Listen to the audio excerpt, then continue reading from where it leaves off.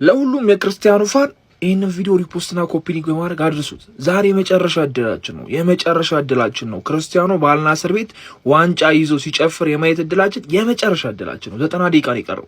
አርሰናልን ዋንጫ ሰጥተህ ለክርስቲያኖ ኧረ አይነፈግም። ዛሬ የመጨረሻ ቀኑ ነውና አይሆፕ ያሸንፉናል፣ ይጨፍራሉ።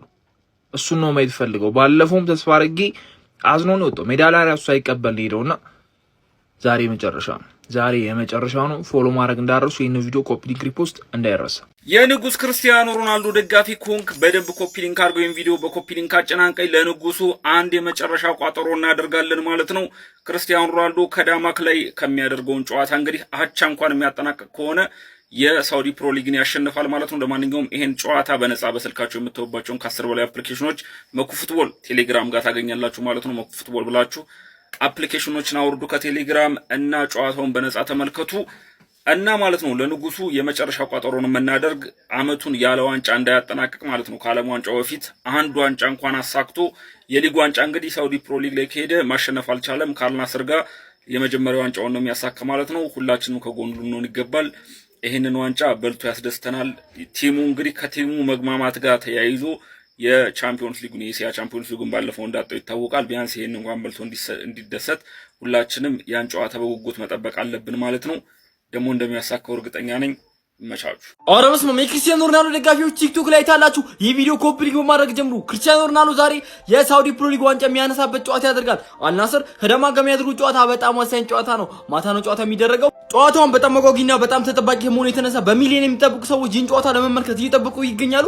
ልምበላውኑ ሳውዲውን የታላችሁ ልምበላውኑ ሳውዲው ማታ 3 ሰዓት ሊጨፈር ነው፣ ሊቀወጥ ነው። ማን ልንገራችሁ ዛሬ 3 ሰዓት በእኩል ሰዓት፣ ምክንያቱም አንድ ጨዋታ ነው የቀረው ሳውዲ ፕሮ ሊግ ላይ አልቀሱም። ዛሬ ማታ ነው።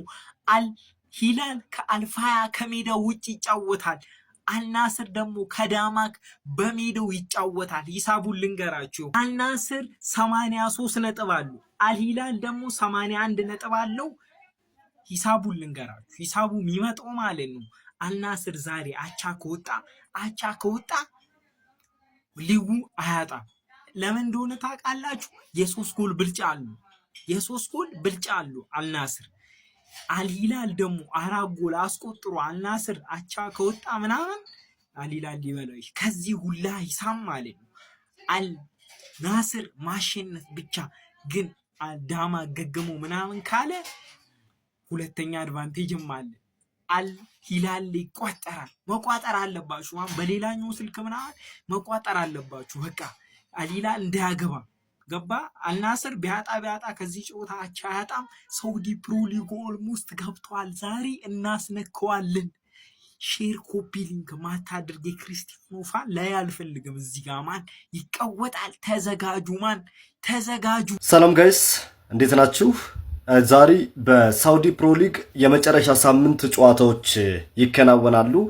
የክርስቲያኖ ሮናልዶ አልናስር ከ2018-19 ወይም ደግሞ ከ7 ዓመታት በኋላ ለመጀመሪያ ጊዜ የሳውዲ ፕሮፌሽናል ሊግ ሻምፒዮን ለመሆን የመጨረሻ ምዕራፍ ላይ ደርሷል።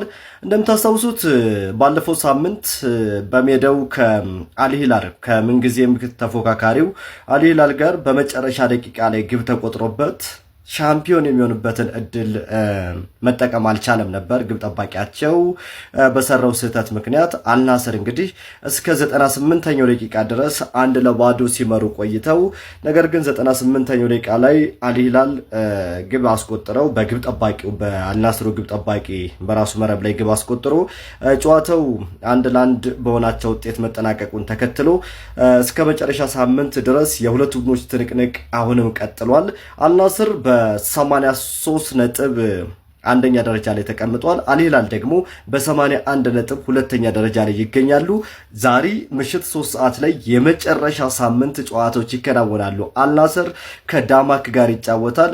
ዳማክ ላለመውረድ ነው የሚጫወተው። በነገራችን ላይ ከወራጅ ቀጠናው አንድ ደረጃ ብቻ ነው ከፍ ብለው በ29 ነጥብ የሚገኙትና ዳማክ የሚሸነፍ ከሆነና ተከታዩ ወራጅ ቀጠና ላይ የሚገኘው ቡድን ማሸነፍ ከቻለ ዳማክ በቀጣዩ በሳውዲ ሊግ 2 ላይ ነው የሚወዳደረውና ላለመውረድ ነው ዛሬ የሚጫወቱት። አልናስር ደግሞ ሻምፒዮን ለመሆን ዛሬ ይጫወታሉ። ፖርቹጋላዊ ኢንተርናሽናል ክርስቲያኖ ሮናልዶ መቼም ወደ ሳውዲ አምርቶ የፈጠረውን ጀብድ ታውቃላችሁ። በርካቶች ወደ ሳውዲ እንዲያመሩና የሳውዲ ሊግን ትኩረት እንድንሰጠው ያደረገን ድንቅ ተጫዋች እንደሆነ እናውቃለን። እነ ቤንዜማን ጨምሮ ታላላቆቹ አሁን ሳውዲ ሊግ ላይ ይገኛሉ። ክርስቲያኖ ሮናልዶም የመጀመሪያ የሳውዲ ሊግ ዋንጫውን ለማሳካት ዛሬ ምሽት ጨዋታውን ያከናውናል ከዳማክ ጋር ምሽት 3 ሰዓት ላይ። በአንጻሩ አልሂላል ደግሞ ከአልፋያ ጋር ጨዋታውን የሚያከናውን ይሆናል።